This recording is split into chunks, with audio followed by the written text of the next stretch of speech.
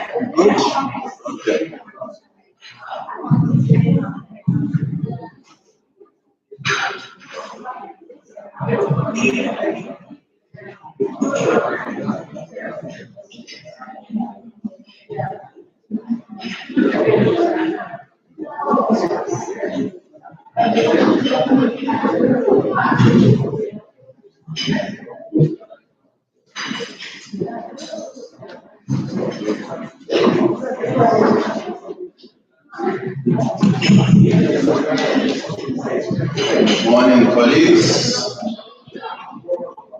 May I ask those enjoying their coffee at the back there to take their seats?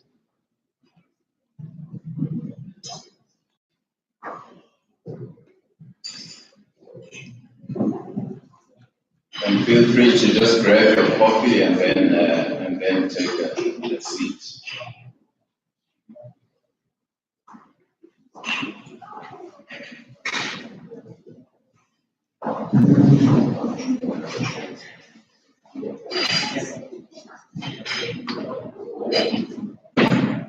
Okay, we're good to go. Good morning, everyone.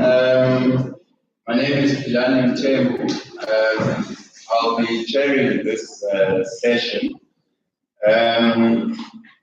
Welcome again to the BRICS dialogue, jointly put together by the Institute for Global Dialogue and the South African BRICS think tank, which we're always very happy to have as a partner in these types of dialogues. Because we know, obviously, that there's a big interest in BRICS within South Africa, not just within South Africa, but also globally.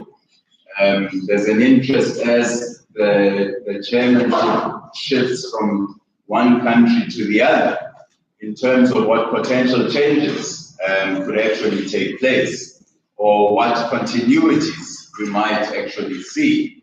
Now, I know that some of you are also working on BRICS-related issues, but from different perspectives.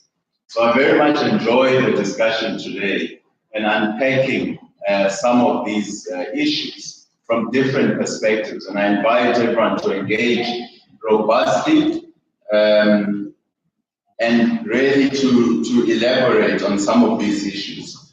Today's dialogue is titled Brazil's 2019 Chairship of the BRICS, Priorities and Expectations. And as we know that South Africa hosted the summit last year,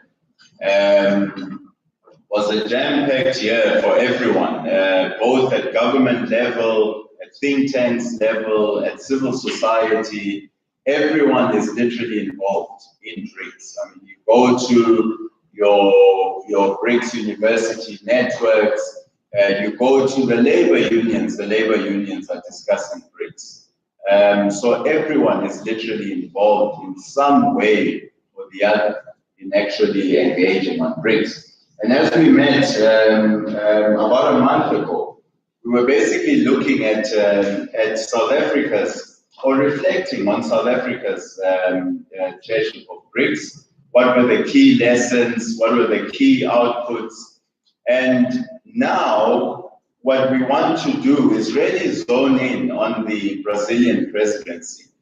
And there's been a lot of interest in Brazil from the foreign policy community generally. Obviously, with the political changes that were taking place and are continuing to take place within the country under a new government. So obviously, there's been a lot of speculation, what implications this will have on BRICS. If Brazil leans towards the US, will that have a detrimental impact on the relationship within the BRICS, on the dynamics within BRICS. And I think today gives us a good opportunity to go beyond the news headlines. It's very easy to be caught up in the headlines and to take kind of very simplistic stances on what is happening, you know, in Brazil and the implications for the region and globally. And of course, Brazil will remain for the foreseeable future, at least from our perspective, remain a very important player, not only in its region, but also globally. And therefore, it's important for us today to unpack some of the dynamics within Brazil and what it will actually mean for its presidency this year. It also helps us to do our job. Some of us are engaged within second track, third track diplomacy of BRICS, so through the academic forums and through the BRICS civil society networks, and obviously through the university network. So it helps us to do our work in better understanding, you know, what are the dynamics within Brazil. But it also helps us, I think, today's discussion to move away from a kind of an alarmist kind of position, you know,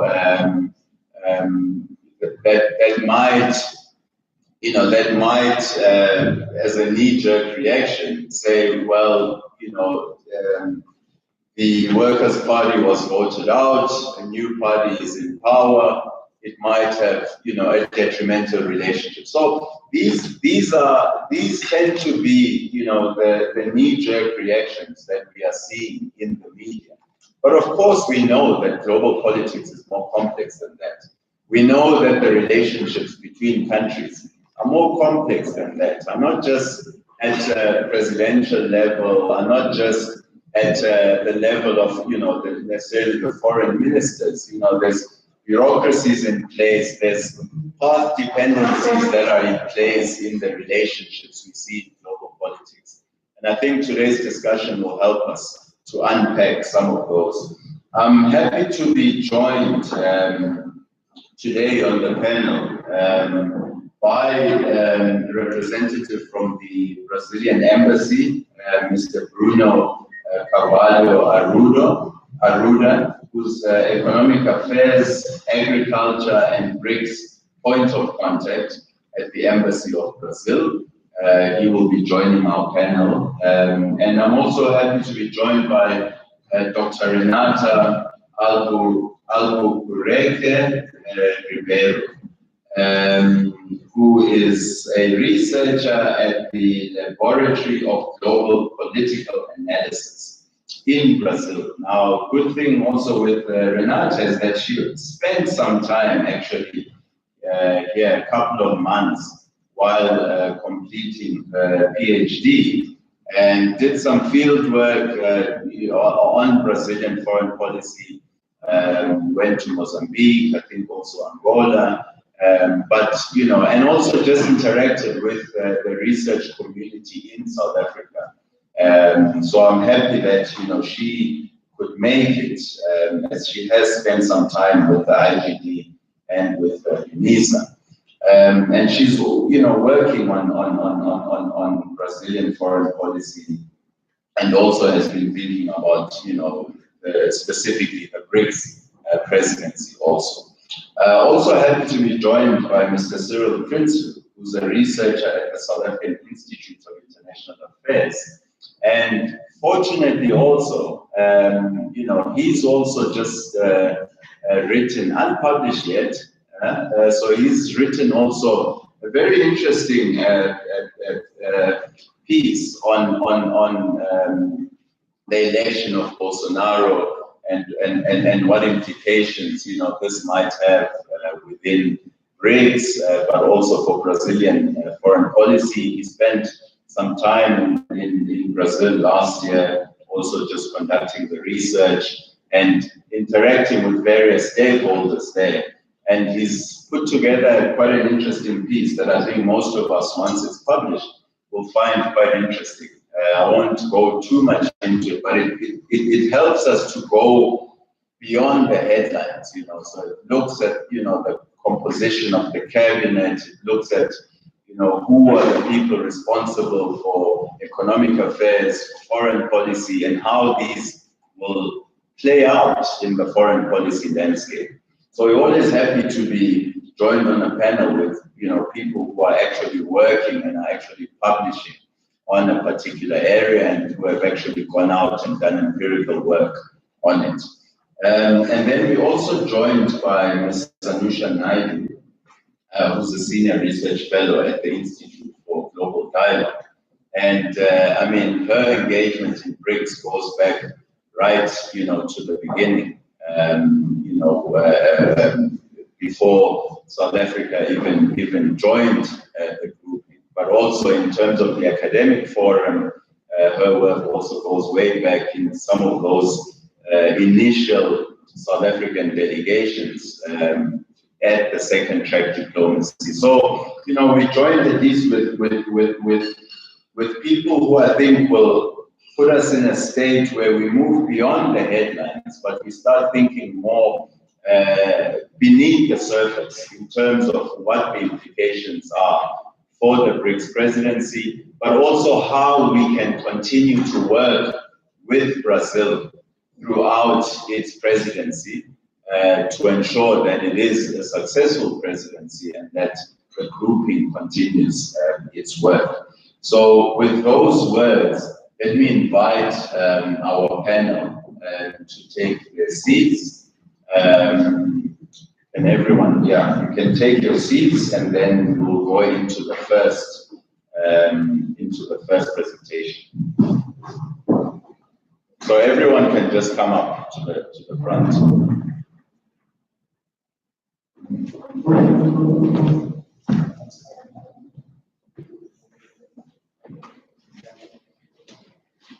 So our first speaker, colleagues, is Mr. Bruno Carvalho Arruda, and he's been a diplomat at the Ministry of Foreign Affairs in Brazil since 2009, with previous assignments including assistant at the Economic and Commercial Division for Mercosul and secretary at the Embassy of Brazil in Paris. He was posted at the Embassy of Brazil in Pretoria since 2018.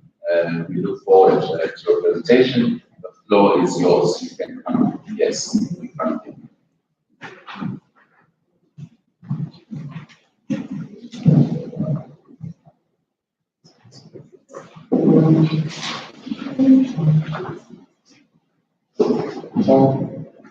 Good morning, ladies and gentlemen. I'd like to start by thanking Ms. Susana Capucci for the invitation.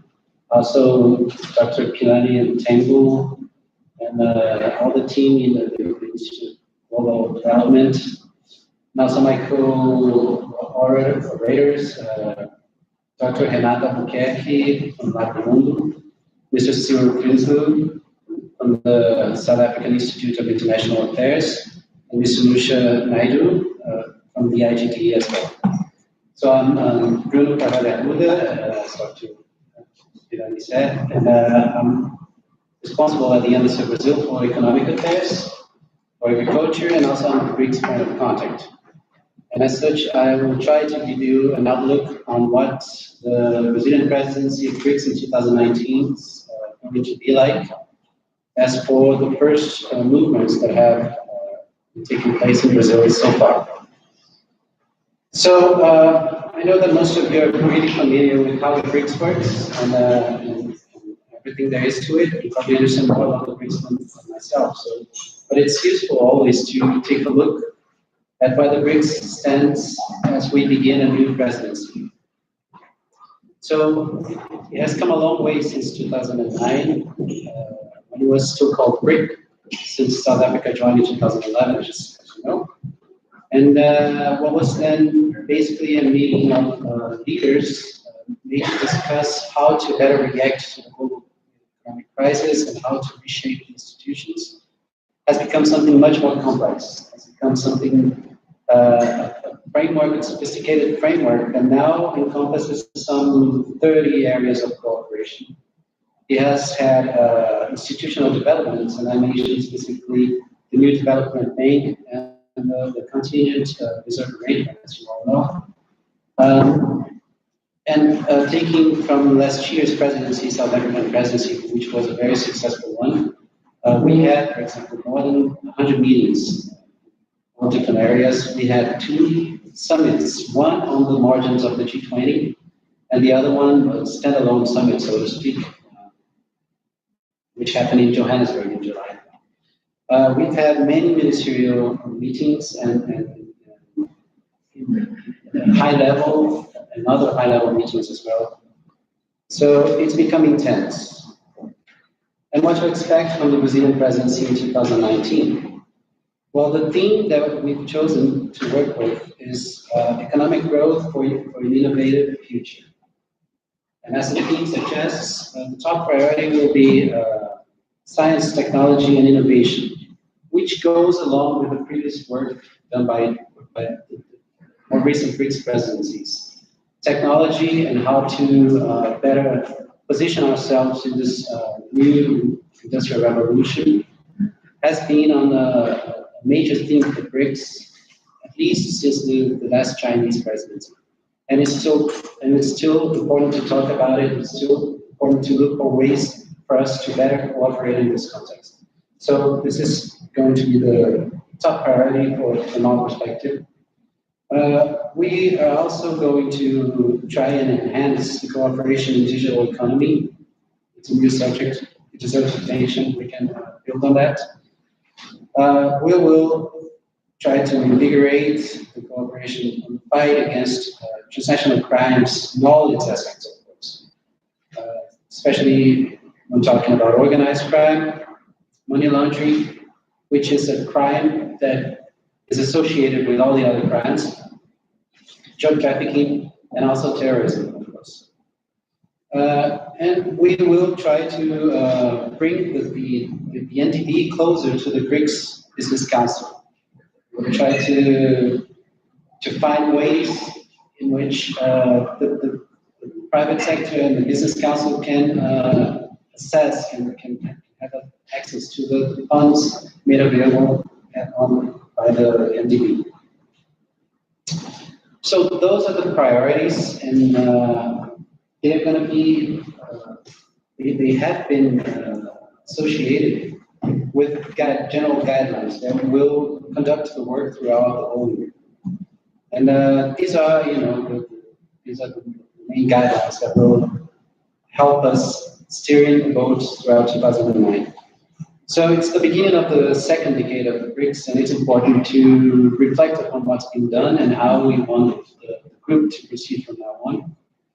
This is a general mood, I think, and it's shared by all the members of the group.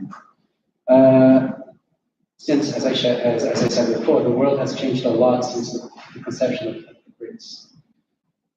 From our perspective, we understand that it's important to continue what has been going on in the BRICS. So we will not abandon, of course, the initiatives that were put forward by the previous presidencies. We will keep working with them. We've had, before the actual beginning of this presidency, in December of last year and in January of this year, we had some conferences, some video conferences with each BRICS partner, with the Sherpas, in order to know their priorities, in order to know what's important for them, so that we could assimilate, so that we could include in our plans, so that we could address their concerns properly. It is going to be, from our perspective, at least that's our intention, results-oriented presidency. It means that we will try to get the deliverables properly delivered. And the issue here, from our perspective, is to have concrete results for the populations. We believe it's a time for the BRICS to be seen by the peoples in the BRICS countries as something positive, more than a political initiative that doesn't have any direct contact with how populations are living their lives. So it doesn't mean, of course, that what was done in the past is not important or is less important. It's just that the moment requires something along those lines. We'll also strive for structural improvements, and that's where science, technology, and innovation comes. But not just that, we're also going to work to improve our infrastructure in health and security, as I mentioned, and all of this with a view to promote economic growth, which is a challenge for our countries. If not now, then we will be in the future. So these are the main guidelines that guide us through that will guide us through the year. A few words about the first structural meeting that we've had this year. It was the first Sherpas meeting held in Curitiba, a city in Brazil. Maybe some of you may know there. It happened in 13 to 15 March. And these are some of the issues that were dealt with then. So, of course, about the priority about science, technology, and innovation, we discussed more specifically, and I would like to mention these two initiatives. First, the possibility of reorganizing the architecture of how BRICS addresses STI. It's basically an organizational initiative. There are several initiatives going on, and we would like to have them working together to benefit from one another. We've talked about the possible creation of IBRICS, it's the Innovation BRICS Network, which should be basically a network for startups, to bring together people that are trying to strive in that area, from the BRICS countries for the benefit of one another, of course, as well. We've talked about how to better cooperate in investments, and that's basically trying to bring together our investment agencies. We have also started talks about the formalization, the consolidation of an institute of future networks, which, unlike the name suggests, is not a centralized, it's not a new institution like the NDB. It's a more decentralized initiative. And it's aimed at bringing together the infrastructure for ICT, for communications, information, and technology. And its first initiative may be in the area of digital economy. We talked about security and how to cooperate. In this theme, we have two perspectives that will be prioritized by the Brazilian presidency. First will be the exchange in counterterrorism. It's a serious issue for all of the BRICS countries, and it's a common understanding that terrorism has to be tackled in common by all the different countries together, otherwise it just won't work. So we can benefit from the experiences that we've had. We can exchange on that and also try to bring our teams closer so that the work done in preventing terrorism is better done. We've also talked about a new strategic approach for the cooperation against transnational crimes. And as a first step on that direction, we've talked about specifically asset recovery, how to better proceed with asset recovery. Because after all, finding, detecting, bringing back stolen money from illicit activities is one of the main forms of preventing it and punishing it, so it has to be addressed properly. There are several works internationally about how to improve and increase the asset recovery from illicit activities. We've talked about how to improve cooperation in health. It's always been among the BRICS priorities, and in this meeting we addressed specifically two areas within health. So one is something that has been going on in the BRICS for a while now. It's the research on tuberculosis. And we decided that it's worth keep going in that direction and finance and research for new vaccines and new forms to prevent tuberculosis in the BRICS countries. And we've also talked about how to improve our efforts in maternal and child health with initiatives that may encompass breastfeeding and other initiatives to improve the health of mothers and children together. As for the calendar, we are foreseeing at this point 80 to 100 meetings, some 10 to 15 ministerial meetings.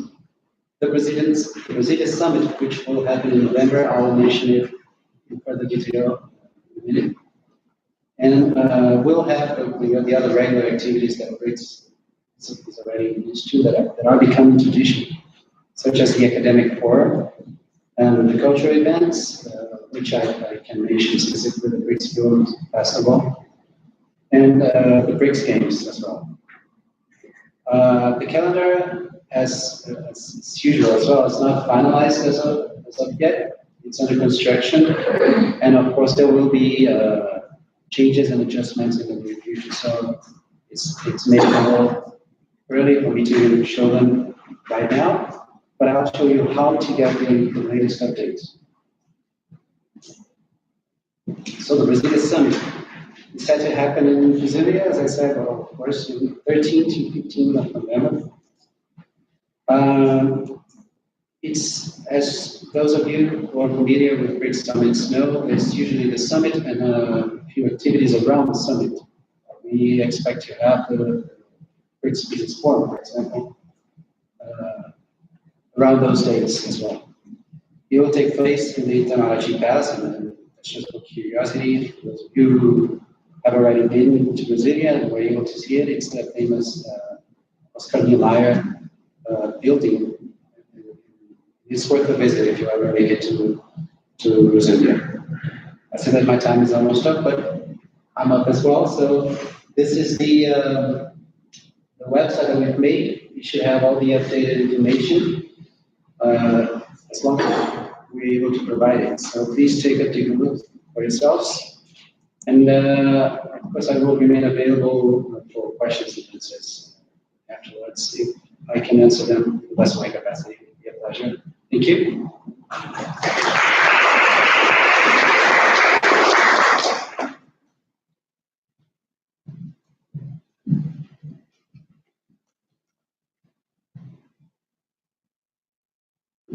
Thank you very much for that, and I think it underlines that what I've seen in the last few presidencies has been this idea really of not coming and with every presidency proposing a completely new agenda. Consolidation has really been coming, and as you mentioned, even since China, since India, I think there's been this effort to actually consolidate the BRICS agenda, and that's very much what I'm also picking up, from this one. Of course, enhancing new areas with new emphasis on other areas, but really there is this effort to actually consolidate the BRICS presidency as it passes from one country to the other. Our next speaker, Dr. Renata Ribeiro, she, as I said, has a PhD in political science from the Institute of Social and Political Studies of the State University of Rio de Janeiro. She was visiting professor at the University of South Africa and the Institute for Global Dialogue in 2017. And she holds a degree, a master's degree in political science from the same university, and is now at the Laboratory of World Political Analysis, also in Rio de Janeiro. Not a bad city to be in. The floor is yours.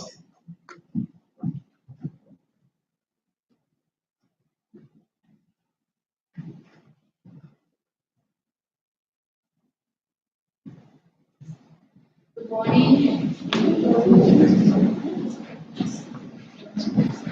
I must start saying thank you to IGD for the invitation, Dr. Lani, Tengri, Alina, Susanna. It's a pleasure to come back to South Africa. I decided to divide my presentation in three parts. So first, I would like to give you some highlights of TEMA foreign policy, because there are some similarities.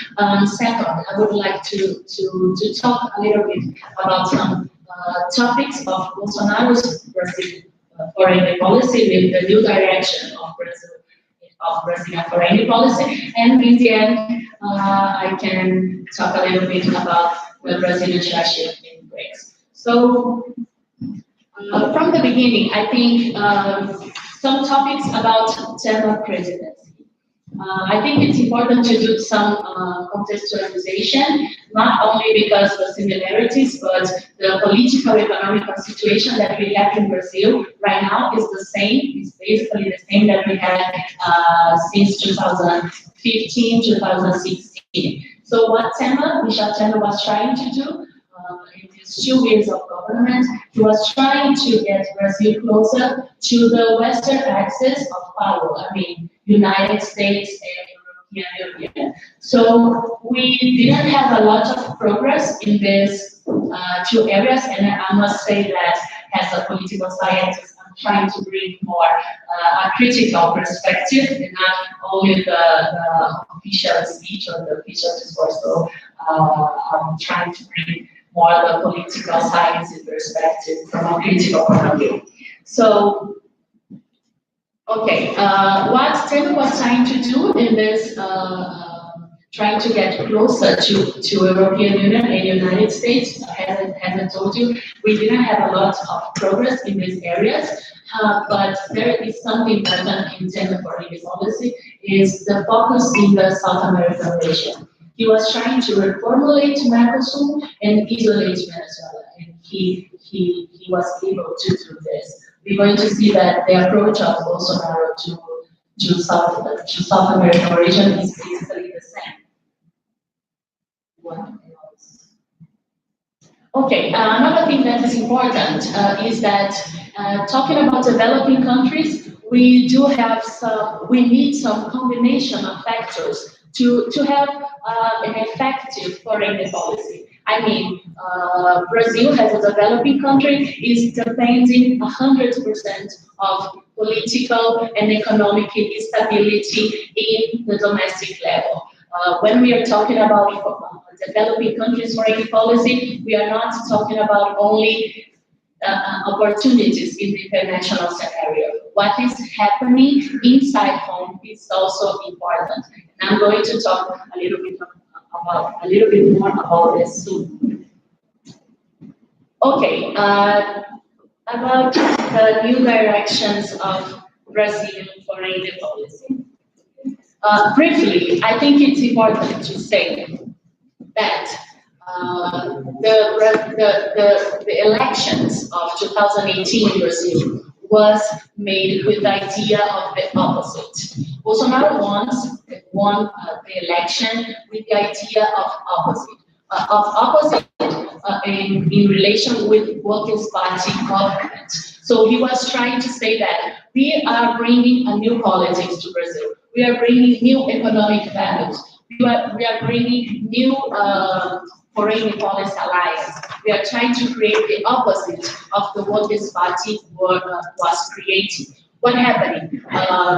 Now, the fact that they are trying to get closer to United States is the reflection of this opposite. Because basically people understand that the focus in South-South relations is associated with Workers' Party foreign policy. So one of the most important topics of Bolsonaro's foreign policy is to get closer to United States. Another topic that is important to say about the new direction of Brazilian foreign policy is the idea of ideologization. What do I mean? During the Workers' Party foreign policy, the media and the public opinion was criticizing the government, saying that Brazil was too political. Brazil was getting closer to South countries, to developing countries, and this would not bring any benefits to Brazil. So now this opposite foreign policy is trying to get a professional, a technical approach to Brazilian foreign policy in their speech, okay? So they are trying to create the alliances that will promote economic growth in Brazil. This is what they are saying. So another topic that is important is the new Minister of Foreign Affairs, Ernesto Araújo, and he is a bit controversial figure. The Minister of Foreign Affairs, the diplomats were criticizing a lot his indication, especially because he was indicated by Bolsonaro's son. So the diplomats were basically criticizing that the fact that your son is indicating someone doesn't make this person appropriate to one of the most important places in the government. So the fact that this ministry is a bit controversial and there's a lot of criticism about him. He was a political activist from far right during the elections. So it's another thing that breaks the hierarchy in Itamaraty, the Ministry of Foreign Affairs from Brazil, that is one of the most traditional agencies of state in Brazil. There is another topic that is important in the new directions of foreign policy, is the use of social media. Bolsonaro is bringing something new to Brazilian politics, from the domestic politics arena, that he is bringing the political debate to social media, Twitter and Facebook, especially Twitter. During the last years, foreign policy wasn't an important talk in the public debate, but with the use of social media, he is putting foreign policy closer to the population. This is another important topic, and we're gonna see why soon.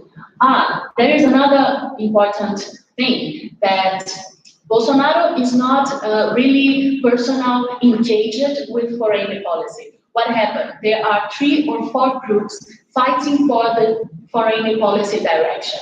The first group, I'm saying group, but I'm saying this idea, these ideas, is Ernesto Araújo. He is a man with a lot of beliefs. He's a very religious man, so he has his own beliefs, his own ideas about Brazilian foreign policy. The second group is his family. The Bolsonaro sons, they are deputies in Brazil, they are professional politicians, and they have the power to influence the presidency. The third group, the military group. The vice president, Mourão, is someone that is in intense disagreement with the other groups that try to influence Brazilian foreign policy. He has his own beliefs as well. He has the military group, they have their own strategy of foreign policy. They don't agree with the ideas of foreign policy that are happening in Brazil now. And the fourth group, the public opinion, especially the Protestant group. When I say these groups, they are political actors. Why? What do I mean when I say political actors? Because they are able to insert or remove topics from public debate. So if there is some action that one of these political actors does not agree, the government will feel the pressure and they can remove or insert some topics. So I mean, they have influential power with the presidency, with Bolsonaro. And the most important topic is, as I told you, the total alignment with the United States. Bolsonaro is a fan of Donald Trump, so he is trying to create this new direction of Brazilian foreign policy. The basic thing is not to disappoint the United States. So Brazil is probably going to a direction where Bolsonaro knows that he will not disappoint Trump. So I mean, Brazil is constructing a foreign policy that in places where it is allowed to construct. So, I mean, this is why, I don't know if you heard about the Brumadinho tragedy, the environmental crime that we had in Brazil, and Brazil was asking help to Israel.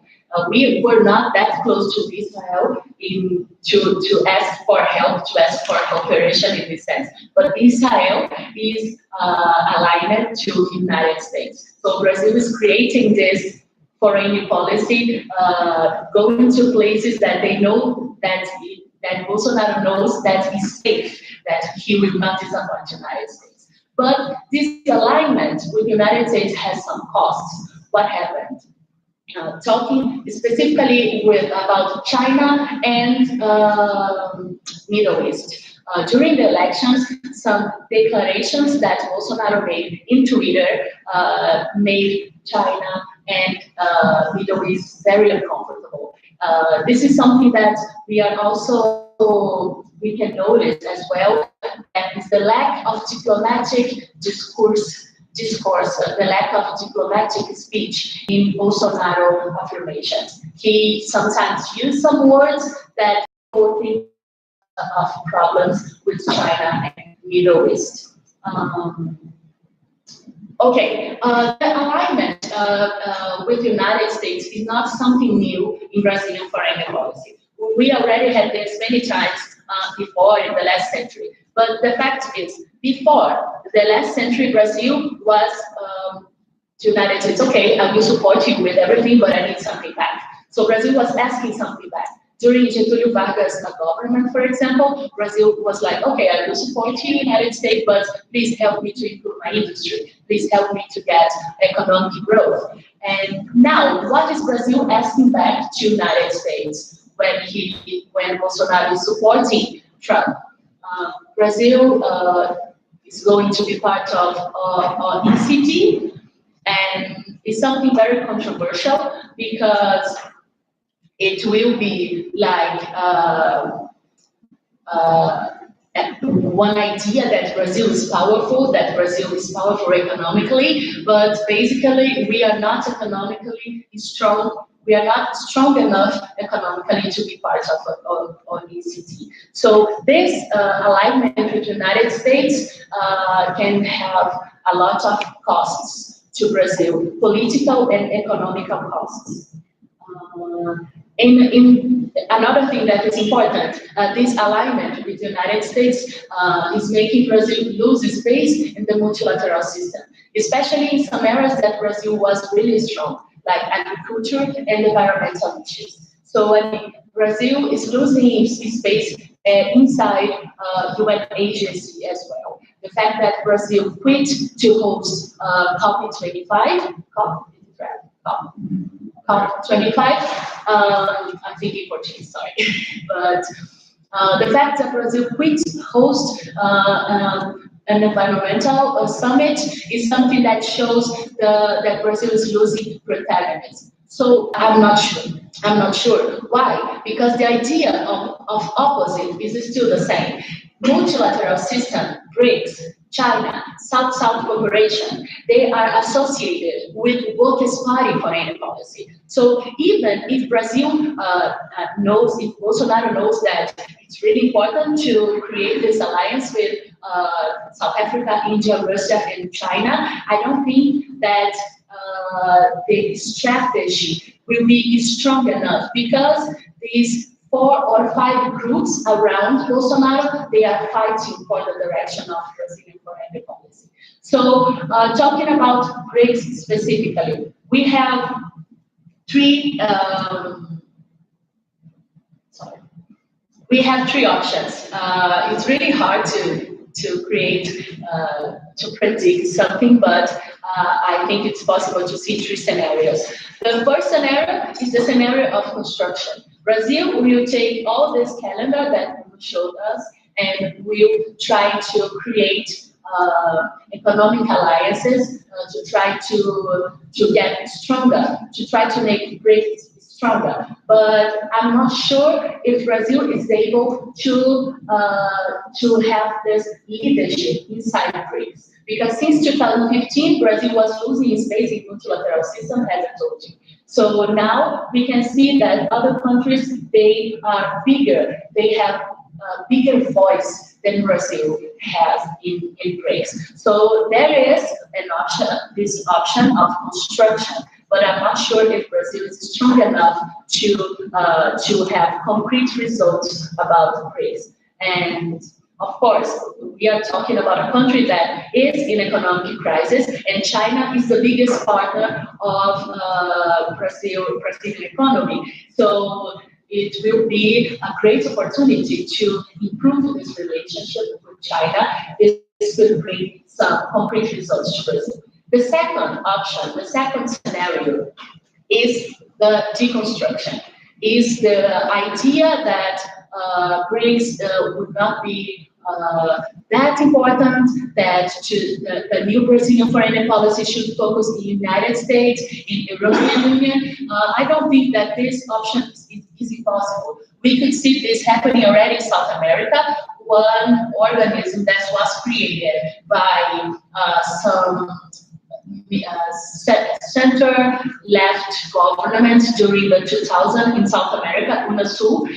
They just decided not to invest in this organism anymore, and they created the far-right government from South America. They created another organism called PROSUM. So it's not impossible that they decided that no, this agenda will not be important. Let's create something new.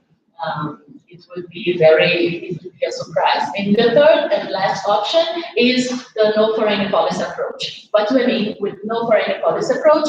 Is basically what we have in terms of government. Brazil is there, but Brazil is not a protagonist. Brazil is there, but Brazil is not a global player. And of course, we can say Bolsonaro could use the excuse that we have a lot of domestic problems, we have a lot of economic issues to do.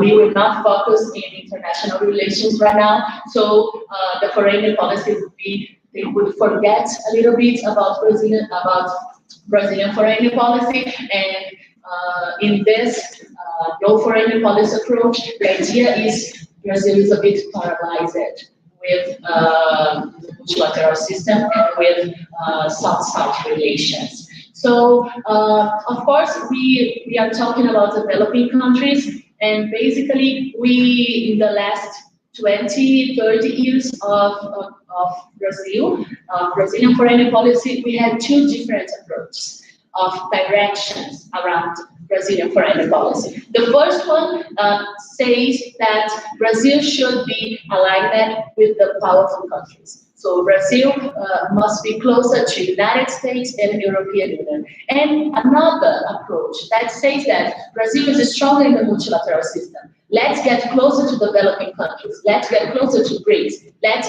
improve South-South cooperation. This is a debate about autonomy and dependency.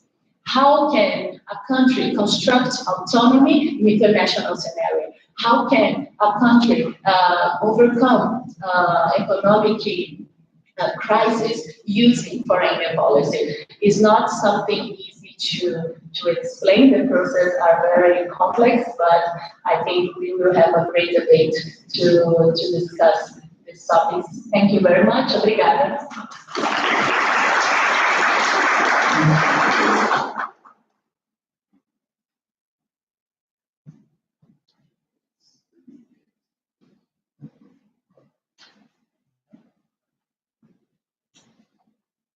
Thank you, Renata, and interesting dynamics. I mean, I think it's one of the issues, for instance, we touched on the alignment, with the US. I mean, the recent state visit was very interesting, and we were following it from Buenos Aires at the UN high-level conference on South-South cooperation, and it was one of the conditions that the Trump administration basically foregoing its status as a developing country within the World Trade Organization. Now that would obviously be quite a significant shift if that were to happen. And of course, Brazil has invested a lot in the negotiations that go around. They keep watching with a close eye. It's not just this way there are internal dynamics within government which have to play out, you know, in order to shape. And I think it was interesting, those scenarios that you point out. So that already gets our minds jogging before Mr. Cyril Prinsloo gives us his presentation. And he's also written a paper looking specifically at these dynamics and also going into some of the different dynamics within the cabinet ministers and so forth. So looking forward to hearing that one. And just a bit of background, I mean, Cyril joined SAIA as a researcher in the economic diplomacy program in 2015. His key research portfolios include infrastructure financing and development in African countries, and Africa's interaction with strategic global partners such as the US, the EU, China, and BRICS. Previously, he worked as an economic development consultant, providing technical assistance and capacity building support on trade and investment, regional integration, and infrastructure development to various international development partners, governments, and regional economic communities across Southern and Eastern Africa. So this paper presents specifically on this, but it's also with some of his colleagues at SAIA also during the South African presidency also did quite an interesting study on BRICS Africa cooperation, which is also available online. So Cyril, the floor is yours.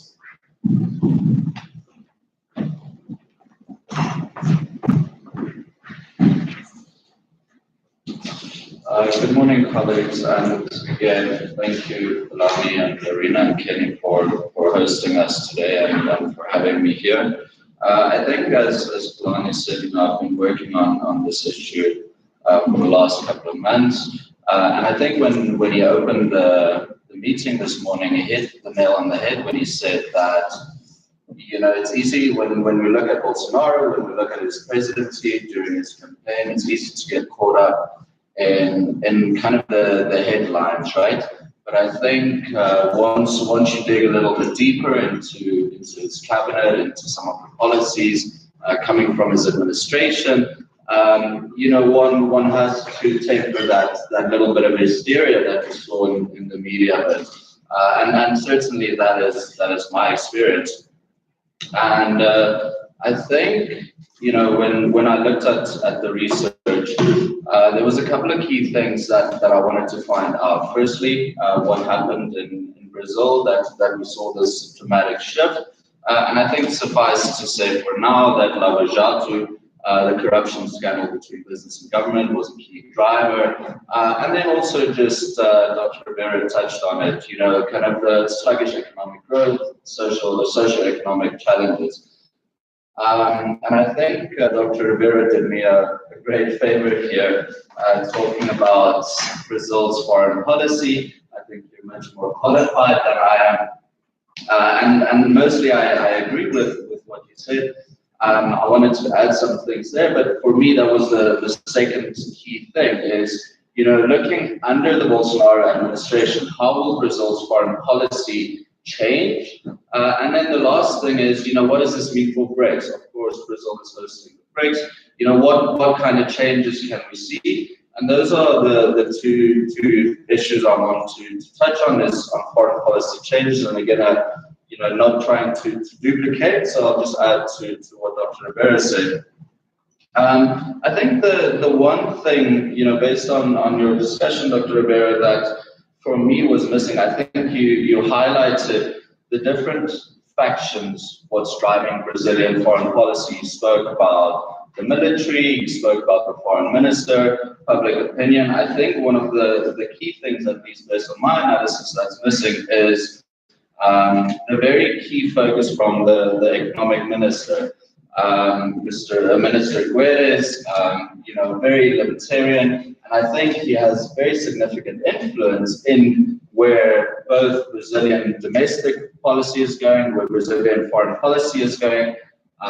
You know, in Bolsonaro's attempt to reduce the cabinet size, he amalgamated some of the departments, creating almost this super ministry looking at trade investment strategy. And I think Minister Guedes will play a key role in Brazilian foreign policy, and you'll see how that will link up later when I discuss BRICS and Brazil as well.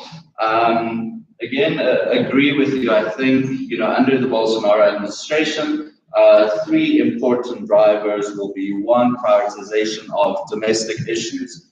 Bolsonaro himself said, if he makes a mistake, the PT government is coming back. So he needs to address inequality. He needs to address unemployment issues at home.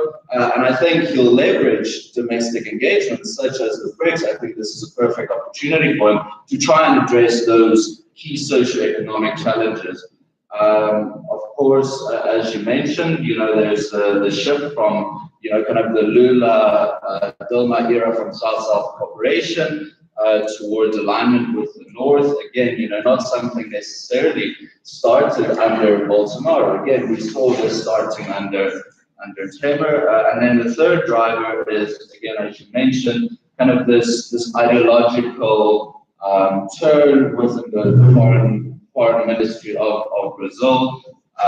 We heard the minister saying that the main threat, the foreign minister, the main threat to Brazil, to global stability, to peace and security, comes from non-democratic regimes that export crime, instability, and oppression. This is a very, very stark contrast from previous administrations. And I think here is where I want to contribute a little bit. Again, I think it's important for us to not fall into this hysteria, to kind of calm a bit, to temper our notion of this change in government. Firstly, we talk a lot about this US first approach that Trump is following, and that's certainly not something I can see as an outsider in Brazil. There won't be this Brazil first approach. There's a clear recognition of the value that Brazil's connectedness with multilateral institutions, with groupings such as the BRICS, will bring to the country.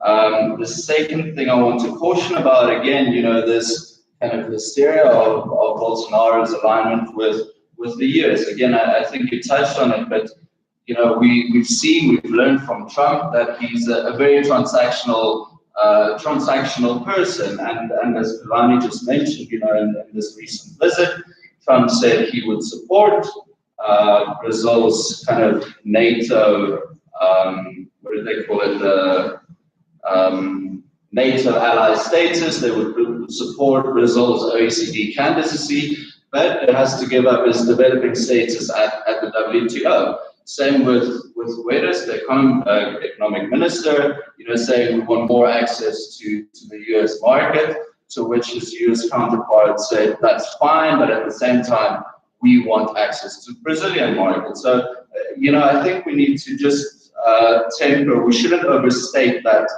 realignment. Again, this shift towards the North, in my mind, it's not purely ideological, it's also a bit pragmatic. We saw in the post-global financial crisis that traditional partners from Brazil, Europe, US, really struggling with economic growth. Of course, at that time, Brazil, India, growing like crazy. So they made good economic sense to partner with these countries. But in the last couple of years, we really see growth in OECD markets picking up again. So for me, again, it's more of a pragmatic than a purely ideological thing. And then, of course, the last thing is, the kind of anti-China rhetoric that we heard from some in the Bolsonaro administration.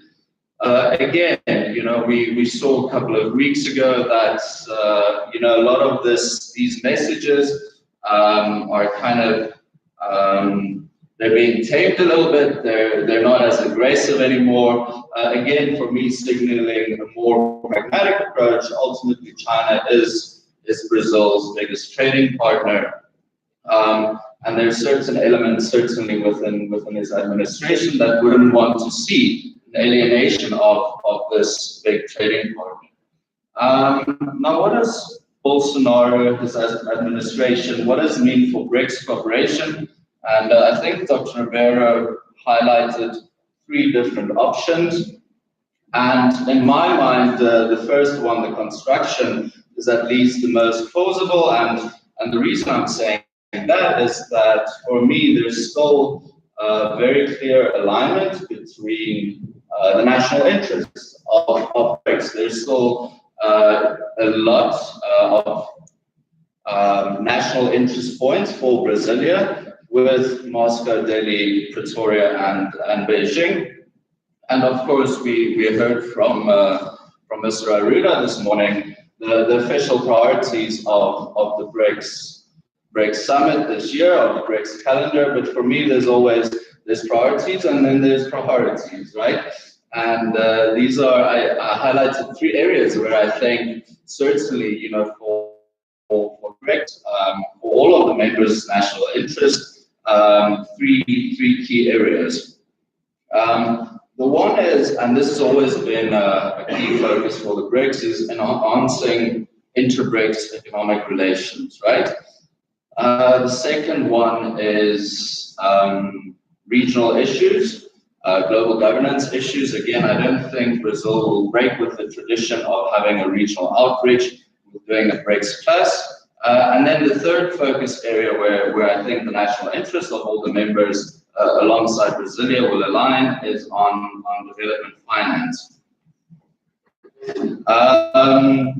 Firstly, looking at trade and investment, the reason why I say I think this will be a key area for this year's BRICS presidency, again, the influence of the economic minister.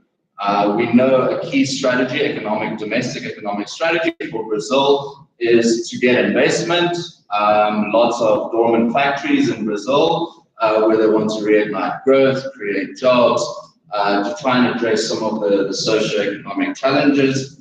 And if we look at BRICS' investment in Brazil, we see that within the top 10 investors, none of the BRICS in terms of FDI actually are within the top 10 investors in Brazil. Of course, Minister Guedes spoke a lot about privatization, and I think here is where key conversations can happen amongst the BRICS to strengthen the economic ties between the grouping. If we look back 2 years ago, 3 years ago at the Xiamen Summit, one of the things that President Xi proposed at the time to enhance the inter-BRICS relationship was creation of a free trade agreement. And I think at the time, you know, all of the BRICS rejected it, purely because of kind of this fear of influx of Chinese goods into domestic markets. Certainly, I think in a lot of the BRICS, you know, some of these conversations are happening. I think one of the things for the BRICS to actually consider is, instead of a full trade agreement, to look at a little bit of a more modular approach. I think there's certain areas of our economies where there's complementarities, you know, some value chains that we can look to work together, and creating a modular free trade approach. I think that would actually help move the BRICS, inter-BRICS economic relations forward. Then the second issue I think will be very prominent during this calendar, and of course, long-time priority of the bloc itself is looking at global governance reform. Again, I expect Brazil to host a regional outreach, to host a BRICS Plus outreach. And I think here it's important for the BRICS to consolidate their positions, you know, on norms, values, rules, to consolidate that along with other developing countries, partners from the global south. I think that's a key part of the legitimacy of the BRICS, and to consolidate that with other countries is important. And And to give one concrete example, we saw recently with the World Bank president resigning, I think a lot of countries from the global south was caught a little bit off guard. We didn't have unity, or we didn't have one candidate that we could put forward. And of course, as we know, the IMF managing director position will come up again in 2021. And for these countries to actually consolidate on one candidate, I think that's important to rival the candidate that the European Union would put forward. And then in terms of regional discussions, I think the other key topic that will come up is Venezuela, right? And I think we've always said that the BRICS is a form of consent, where the members disagree. They disagree in other forums, whether it's the WTO, the UN Security Council. But I think what will make Venezuela different is the very vested interest that basically all of the BRICS have in Venezuela. Of course, for Brazil, it's managing the humanitarian crisis that's spilling over into the country. We know the BNDES has a lot of financial stake in Venezuela. But of course, China and Russia are also massive financial interests in Venezuela, specifically the oil sector. And then recently we also saw that India became the biggest importer of Venezuelan oil. So clearly there's all these four countries have a very vested interest in resolving the Venezuelan crisis, the Venezuelan issue. I think perhaps South Africa is a bit of an outsider here. We heard at the previous IGD dialogue, our member of DERCO saying that South Africa has often played a role as a bit of a bridge builder on contentious issues. But ultimately, I think addressing the Venezuelan crisis, firstly important for the Venezuelan people, but I think also it can be a bit of a watershed moment for the BRICS. As Mr. Arruda said, we're going into the second decade. So actually for the members dealing with an issue where they have conflicting views can actually show some growth, some maturity in the relationship. I think it's high time for the BRICS to start, discussing issues that's a bit more contentious within the bloc. And then the last section, just to wrap up quickly, where I think the interests of Brazil, along with the other members, will align, is on enhancing development finance, specifically the role of the NDB. Again, some of our previous speakers have touched on this, but of course we know that the NDB will look to establish its regional center this year in Brazil. But also to date, Brazil has had the lowest amount of loan approvals from the bank. So again, with the background of the economic minister very much pushing the investment agenda, I think Brazil will try and leverage this opportunity. How would they try and do this? I think it would be important for the new development bank to align its loan approvals, to align its lending with the national development priorities of these countries. Again, we think of Brazil, we think of manufacturing, investment into those sectors, and naturally, we know also that the NDB is primarily large-scale infrastructure bank. But if it doesn't respond to the needs of its member countries, it will lose buy-in.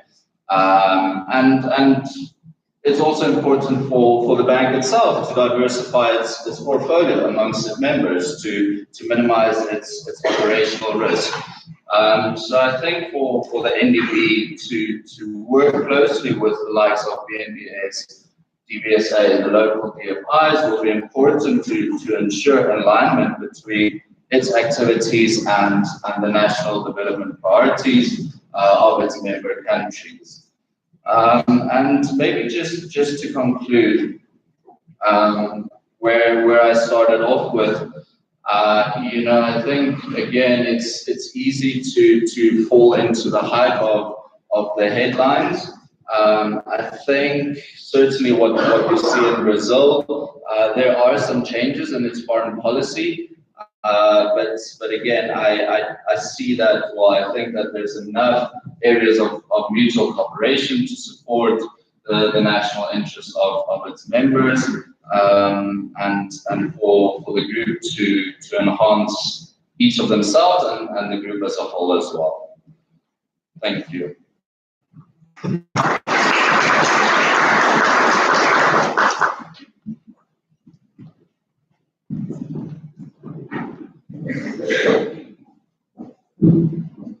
Thank you, Cyril. I think it's clearly emerging that it's not, nothing is ever simply black and white when it comes to global politics, when it comes to international relations.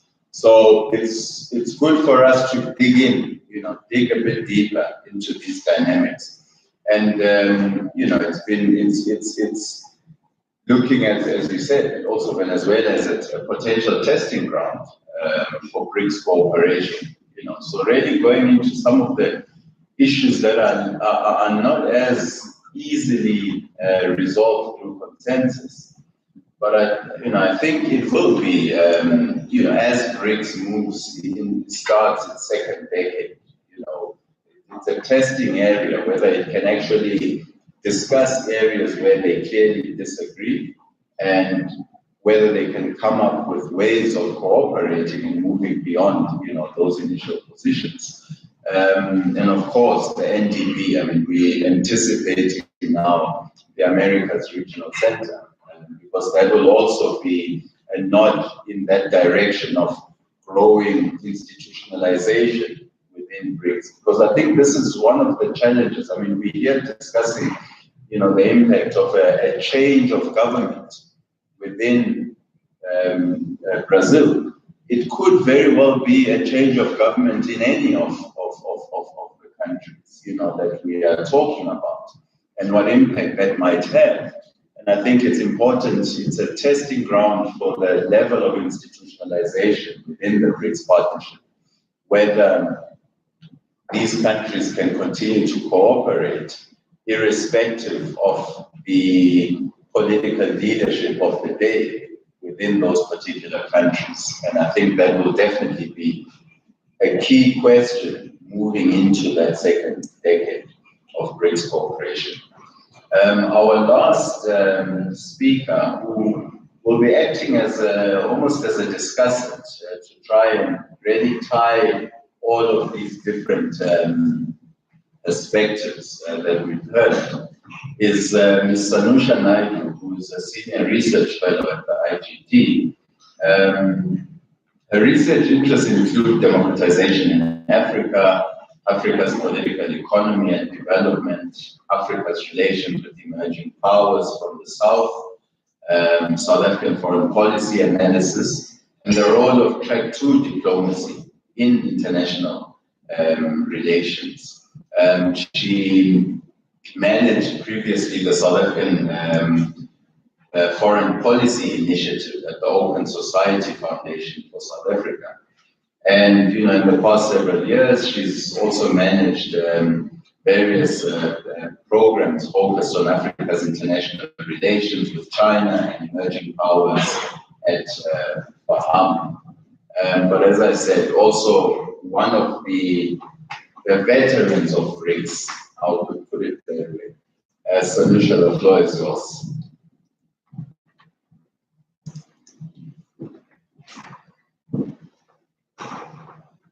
Thank you, Glenn. Good morning, everyone, and it's nice to be here to hear my colleagues and to be able to share some of my perspectives. But at the outset, let me just also preface and say I'm not an expert on foreign policy, so mine will really be around looking at the BRICS and where we think the BRICS is going in its second decade.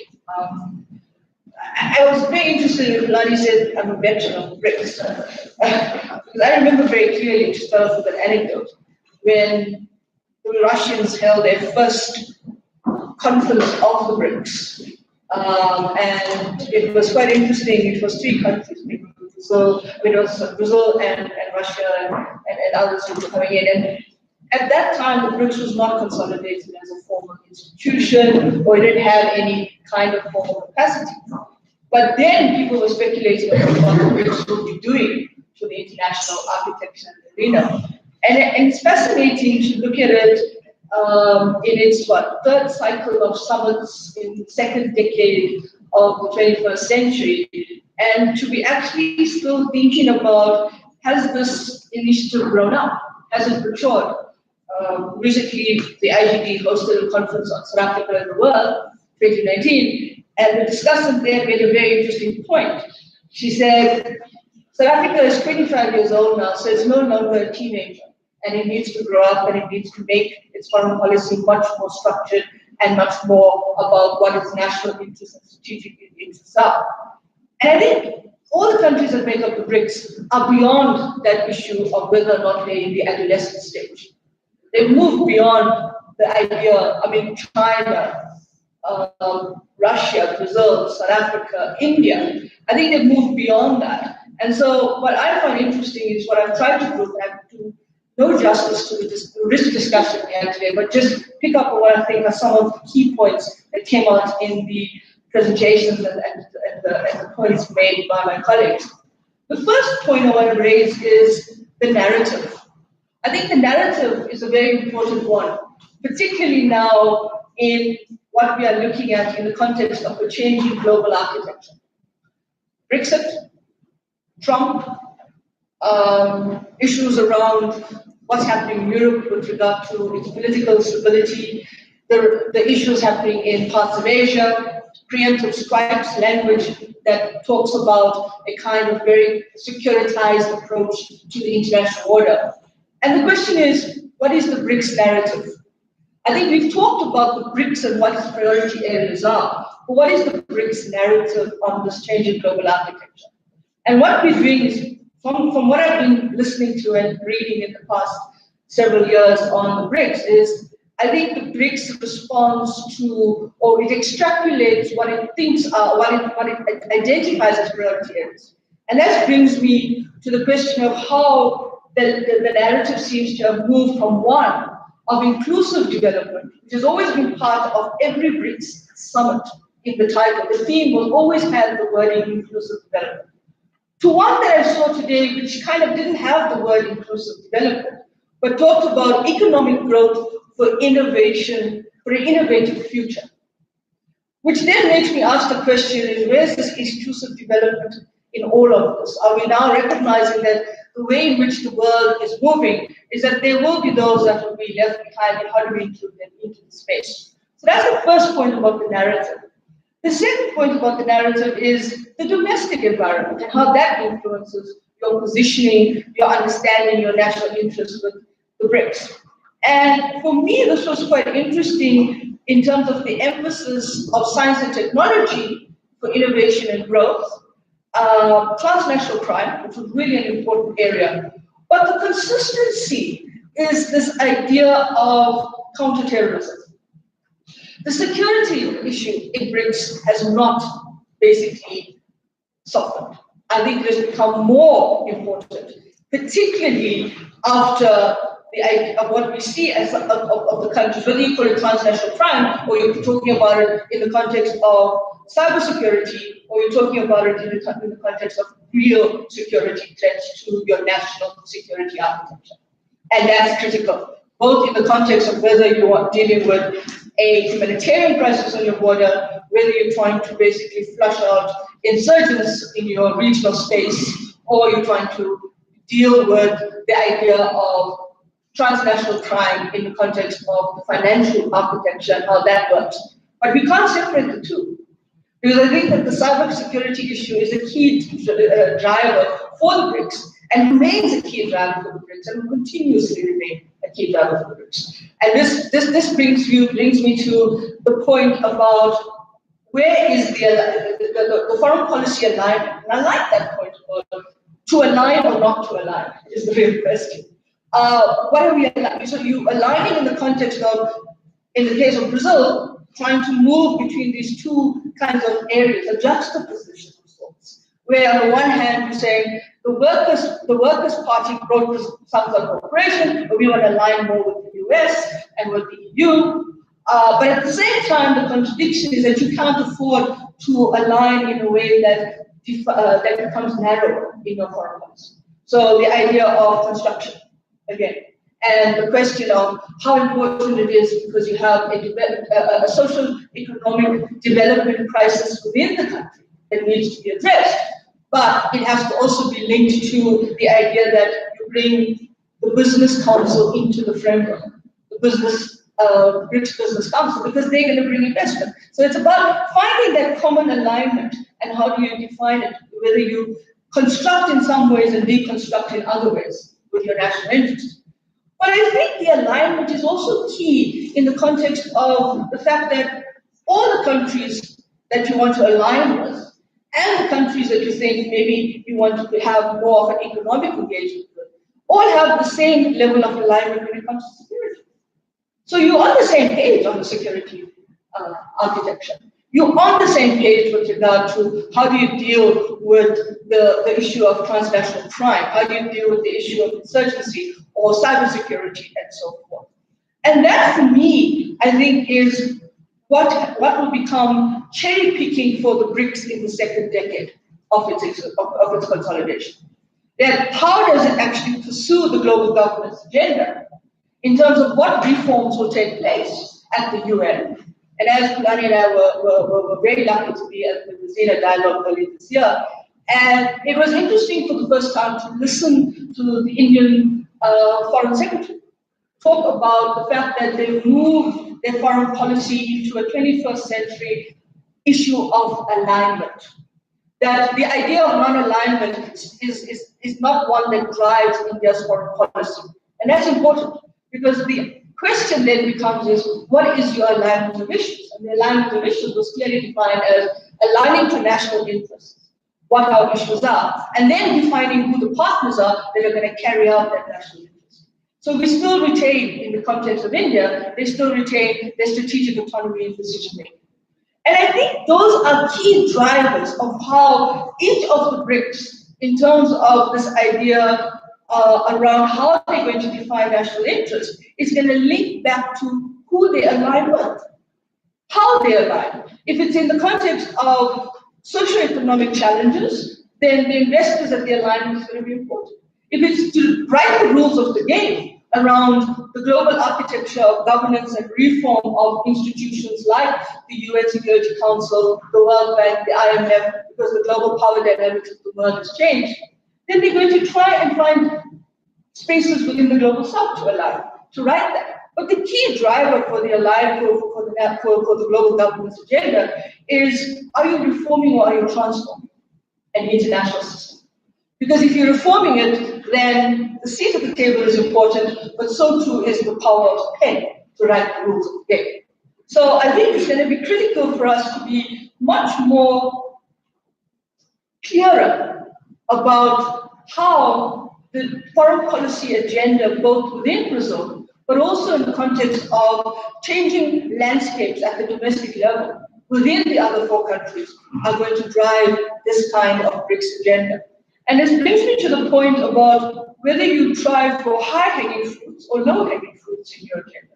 So the BRICS free trade agreement, you're quite right, so that India opposed it completely because they said this is going to open up the markets to Chinese goods flooding in. But I think what we've also got to worry about is how the trade war with the US, between the US and the Chinese, the recent meeting of the Chinese legislature, which granted a kind of legislation or talking about a legislation that will ease the transparency environment in China for FDI, and the 5G fight between Europe and the US and the recent statements by Macron about China and Africa, all of this culminates into how the BRICS themselves will actually engage with that as a grouping, as a unit, and how will they respond to it. So, it's not a musketeer kind of approach, one for all and all for one. I think there'll be differentiated responses to this because there's key drivers here and implications for countries in Africa, countries in the regional outreach process as well for the BRICS in terms of how they deal with it. So Venezuela is a test case for peace and security and how to deal with it because of your interests. I think there's another test case, and that is questions of Chinese investment around 5G, and now using that as a basis to try and limit and curtail Chinese footprint in the technological innovation and science and technology sector. And that's going to be interesting in terms of whether the US then places pressure on other countries to say, well, either you do this, like they did in Brazil around, we'll grant you and acknowledge your status in the OECD and so forth, but we've got some kind of agenda where you have to, review and basically move away from a developing country status, including the WTO and so forth. This is going to be real. So the trade issues are going to be critical in terms of where do you go in the context of the BRICS and the narrative? And this kind of brings me to these points that became very interesting. And the overlaps for a country like South Africa and Brazil at the domestic level. So if there's a new kind of economic imperative in Brazil around the domestic and the socio-economic challenges and how you create investment, well, then we've got Cyril Ramaphosa's New Dawn in South Africa. The only challenge for us is we've got an election we have to wait for to see what happens in the context of policy dynamic, and in the context of what the review panel produces on our foreign policy. But I think that both countries are constrained by domestic constituencies. They are constrained by how much of leverage they have. So there may be the sense that in the case of South Africa, we know that investment is going to be key to the $1 billion investment facility that the president has unveiled and so forth. But he can't move on that until he knows for certain he has a mandate from his party to be the next president of the country and what that mandate is. In the case of Brazil, I think there's been a mandate, but there's constraints in terms of the bureaucracy and the constituencies that drive foreign policy. And I think those are interesting dynamics that we have to compare in the context of BRICS and where does it go to. I have about 2 minutes, so I'm going to try and wrap up.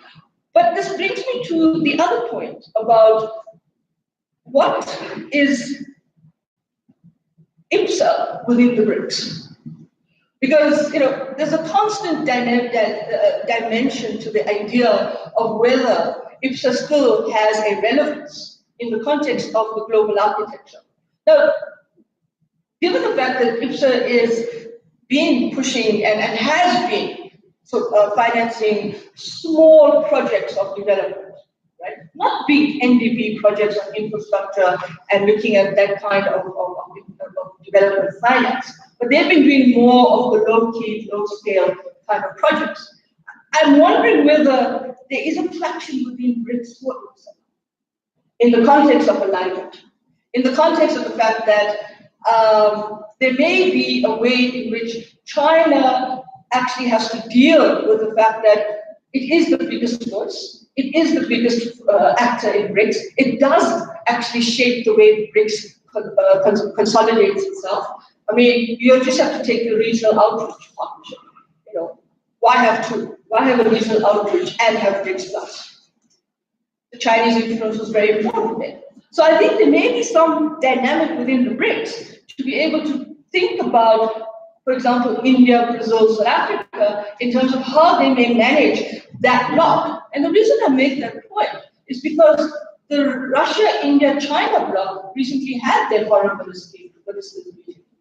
It was just after the preemptive strikes that took place on Balakot in Pakistan. And what was interesting is that they came together, despite the fact that China and India have tensions over Pakistan.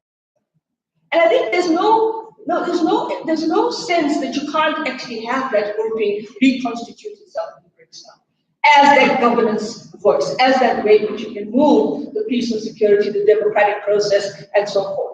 So on that note, what I want to basically, think about as we go forward is, one, how does the global architecture of a changing power balance impact on the BRICS? What is the BRICS narrative in terms of going forward and consolidating its position on global governance reform, whether it's the World Bank, the IMF, the question of quota and reforms around that.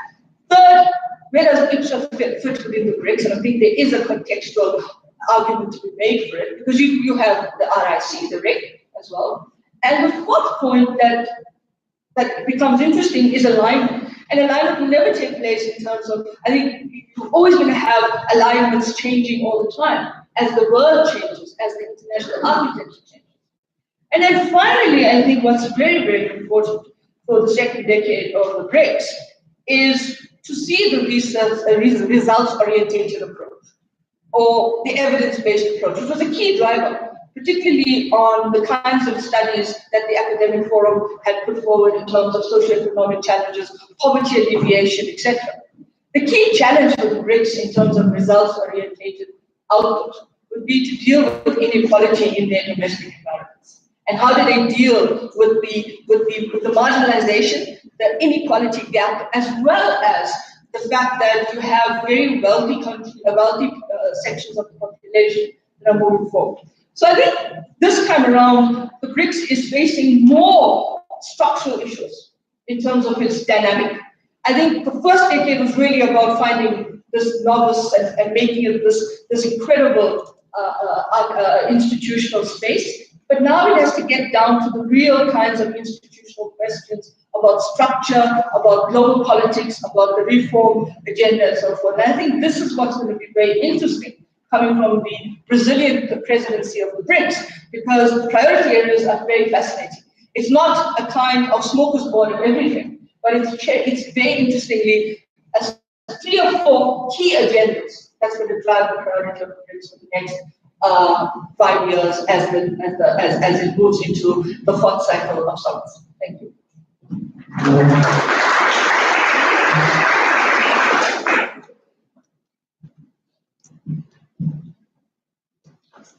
Thank you, Sanusha. So tying in, I think, the different dynamics, but also presenting some food for thought that will take us, I think, into the Q&A section. What I'll do is we've been sitting at, so I think, 11:05 right now. I know there's some smokers around us who are getting fidgety, and we'll give the smokers 10 minutes to go outside, have a smoke, and come back in. Those who need to grab some tea, coffee, and something to eat to keep the engine running, it's at the back there. So 10 minutes, and then we're back here for the Q&A. Thank you.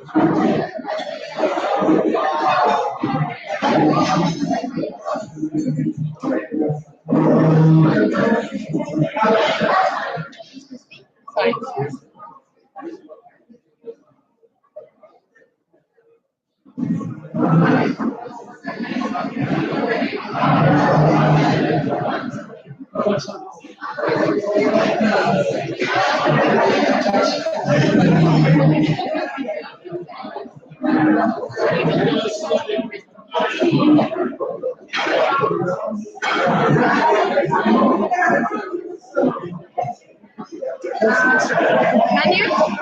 You don't usually pause these.